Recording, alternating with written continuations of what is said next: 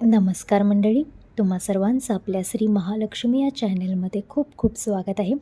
तर आजचा दिवस अत्यंत पवित्र आणि शुभ आहे. आज आहे 1 एप्रिल, नवरात्री तृतीय.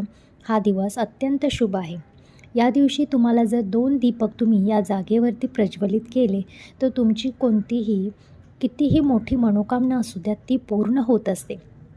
कारण आजचा दिवस आहे तो म्हणजे भगवान हनुमान, माता लक्ष्मी आणि भगवान श्री गणेश यांची विनायक चतुर्थी यांचा तिघांचाही शुभयोग एकाच दिवशी घडून आलेला आहे.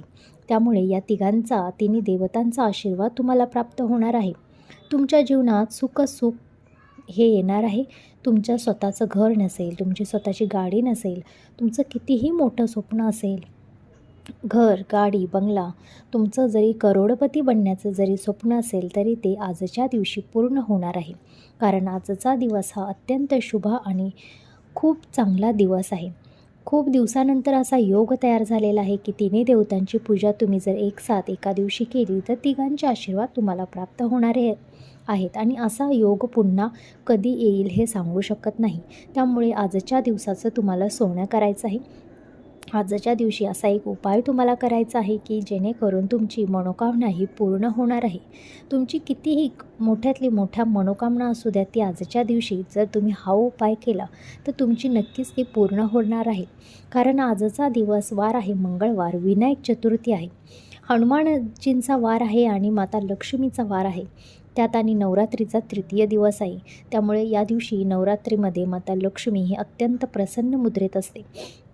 त्यामुळे पंडित मिश्रा यांनी कालच्या शिवपुराण या कथेमध्ये हा उपाय सांगितलेला आहे. या उपायाने खूप लोकांचे कल्याण झाले आहे. तर हा उपाय तुम्ही नीट ऐका, नीट समजून घ्या आणि मग हा उपाय करा. त्यामागचं कारण काय आहे, कशासाठी हा उपाय आपण करत आहोत आणि कोणत्या चुका तुम्हाला टाळायच्या आहेत याची सविस्तर माहिती या व्हिडिओमध्ये मी पुढे सांगणार आहे. त्याआधी आज आहे विनायक चतुर्थी आणि कमेंट बॉक्समध्ये आपल्या लाडक्या गणपती बाप्पांचं जे संकट मोचक आपण त्यांना बोलत असतो त्यांचा जय जयकार करायला विसरू नका. कमेंट बॉक्समध्ये गणपती बाप्पा मोरया लिहा. या कमेंट बॉक्समध्ये जर गणपती बाप्पा मोरया तुम्ही लिहिलं तर तुमच्या जीवनावरती खरंच गणपती बाप्पांचा कृपा होईल. तुमच्या जीवनात सुख समृद्धी येऊ, भगवान श्री गणेश तुमच्या जीवनात कष्ट दुःख दूर करो हीच भगवान गणेश यांच्या चरणी प्रार्थना. तर चला बघूयात कोणता आजचा असा शुभ दिवस आहे आणि कोणता उपाय तुम्हाला करायचा आहे. तर आज आहे 1 एप्रिल आणि नवरात्रीचा तृतीय दिवस.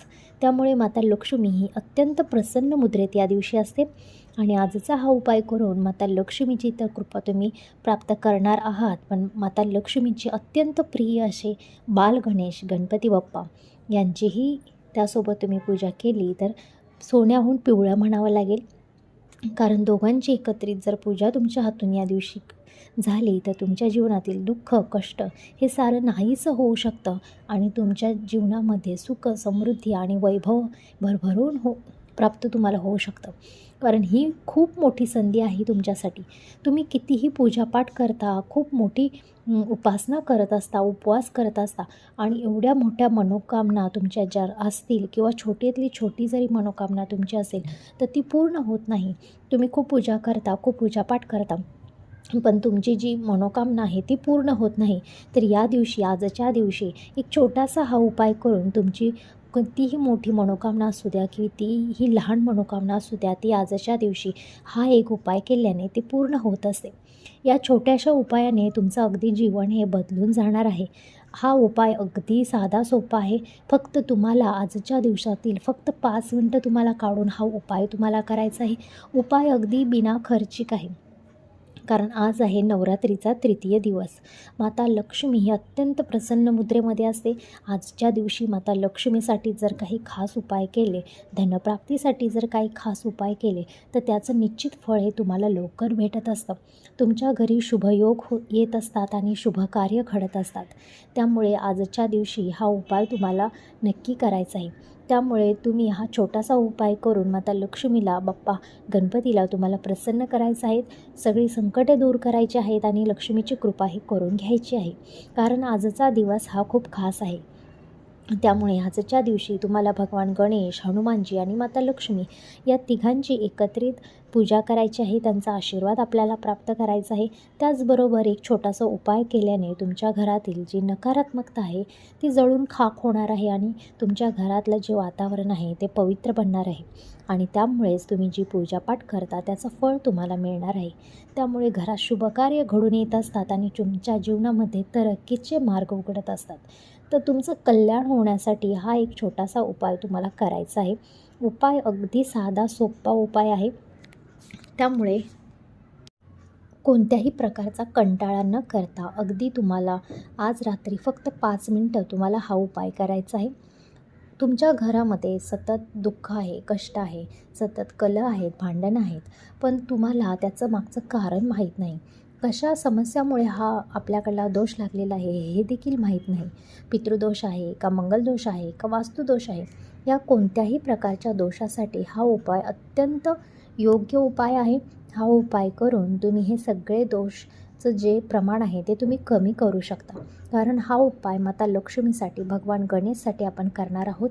त्यामुळे त्याचा कुठे ना कुठे तुमच्या घरावरती नक्कीच चांगला परिणाम होणार आहे.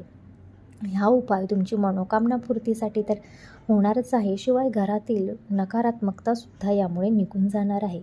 हा उपाय त्या व्यक्तीला करायचा आहे की ज्याची इच्छा ही आहे आणि इच्छापूर्तीसाठी हा उपाय करत असतो. त्यामुळे त्याच व्यक्तीने हा उपाय करायचा आहे ज्या व्यक्तीबद्दल ही इच्छा आहे किंवा ज्या व्यक्तीला ही इच्छा आहे.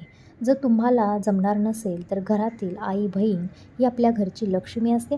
त्यामुळे त्यांनी तुमच्यासाठी हा उपाय केला तरी चालेल. त्याचं देखील फळ हे तुम्हाला भेटू शकतं. फक्त तुम्हाला तिथे तसं बोलावं लागेल आणि तुमच्या मनोकामनामध्ये माता लक्ष्मीला तसं तुम्हाला सांगावं लागेल. आजच्या दिवशी हा उपाय करायचा आहे. आज आहे मंगळवार आणि या दिवशी तुम्हाला 2 मातीचे दिवे लागणार आहेत. या मातीच्या दिव्यांचा उपाय तुम्हाला रात्री तिन्ही सांजेच्या वेळेला हा उपाय करायचा आहे.